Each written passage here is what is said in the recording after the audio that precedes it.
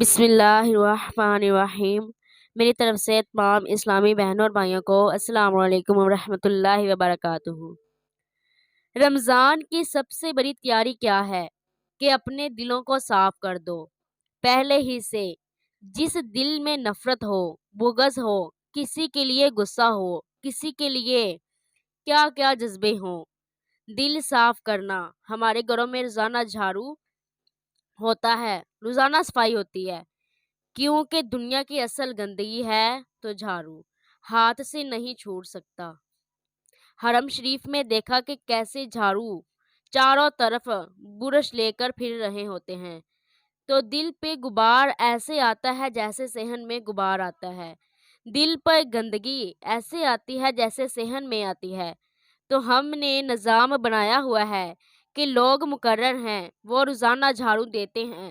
تمہارا دل ایک آنگن ہے، ایک صحن ہے، اس میں بغض، نفرت، حسد، پتہ نہیں کیا کیا گندگیاں آئی ہیں اور آتی رہیں گی۔ تو ایک کام کرو، جھاڑو پکڑ لو، صاف کر دو۔ یا اللہ، معاملہ تجھ سے کرنا ہے، لوگوں سے نہیں۔ کسی نے برا کہا، کسی نے غیبت کی، کسی نے گالی دی، کسی نے دھوکہ دیا، کسی نے حق مارا، کسی نے کچھ کیا، یا اللہ تیرے سپرد میں اپنے دل کو سب سے صاف کیا۔ یہ اتنی بڑی عبادت ہے کہ بڑے بڑے نفلوں والے، تہجد والے، حج و عمروں والے، روزے والے تمہیں نہیں پکڑ سکیں گے، کیونکہ اس کا کرنے والا دنیا میں کوئی نہیں ہے۔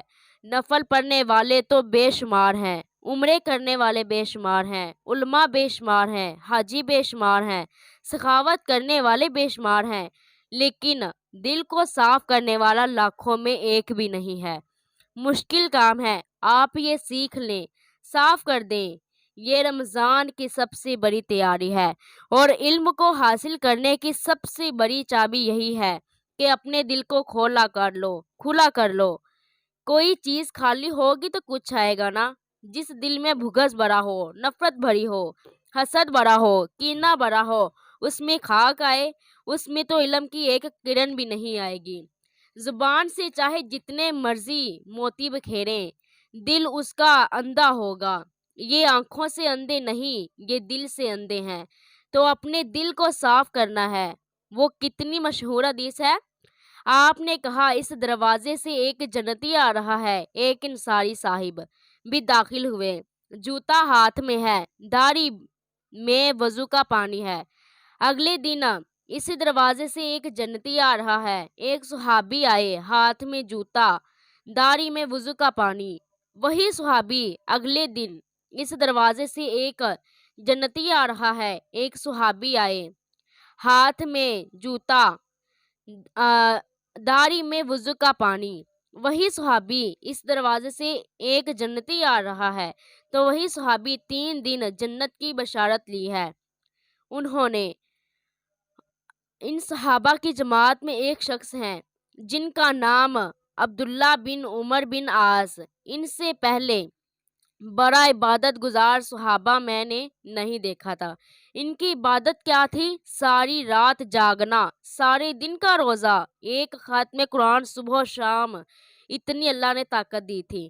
اس بیٹھے ہوئے تھے اس محفل میں، ان کے دل میں آ رہا تھا، کیا بزرگ مجھ سے زیادہ عبادت گزار ہے؟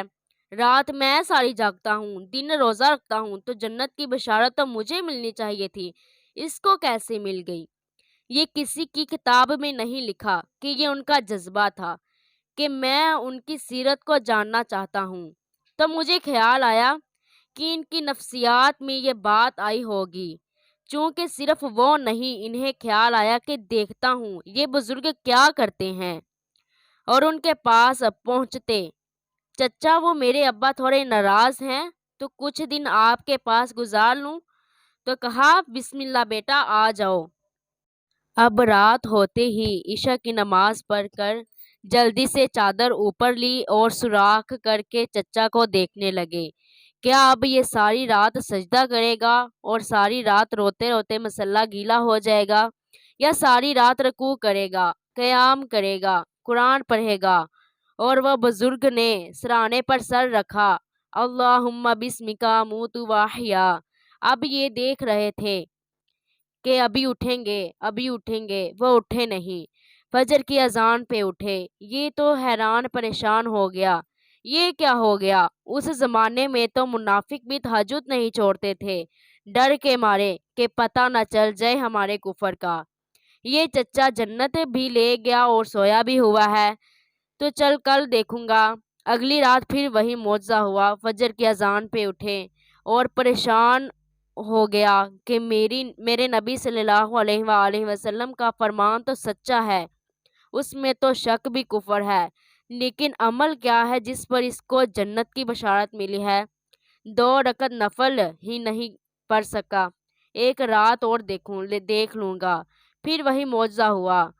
تیسرے دن عبداللہ بن عمر بن بول پڑے، کہا چچا میرے ابا سے کوئی لڑائی نہیں ہوئی ہے، 3 دن میں تیرے بارے میں سوچتا رہا، جنتی جنتی جنتی۔ میں دیکھنے آیا تھا آپ کیا کرتے ہیں، آپ تو کچھ نہیں کرتے، ساری رات سوئے رہے، آپ کیا کرتے ہو؟ میں نے کہا بیٹا یہی ہے جو تم نے دیکھا ہے۔ اب ان کو سمجھ میں نہیں آیا کہ یہ جوڑ کیسے بنا ہے، ادھر جنت کی بشارت اور دوسری طرف ساری رات کھراٹے۔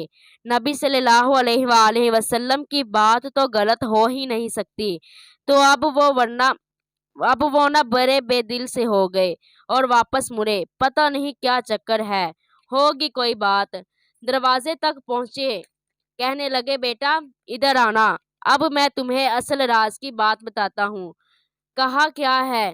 تو دل پہ ہاتھ رکھا اور کہا جو یہ دل ہے نا، اس میں کسی انسان کی نفرت نہیں ہے، اور جب اللہ کسی کو رزق دیتا ہے، عزت دیتا ہے، مجھے کوئی حسد نہیں ہوتا، خوشی ہوتی ہے۔ تو عبداللہ بن عمر نے کہا ہاں یہ بات ہے۔ انہوں نے کہا ہاذا ہوا، اچھل کر کہنے لگے ہاذا ہوا، ہاں ہاں یہی ہے۔ پھر کہنے لگے چاچا پر یہ میرے بس کی بات نہیں ہے، کون کرے گا، اتنے بڑے آدمی ہو کر کہہ رہے ہیں کہ یہ میرے بس کا نہیں ہے۔ تو جس نے دنیا میں جنتی بننا ہے اور علم اللہ سے لینا ہے تو دل صاف کرو اور سب کی نفرت دل سے نکال دو۔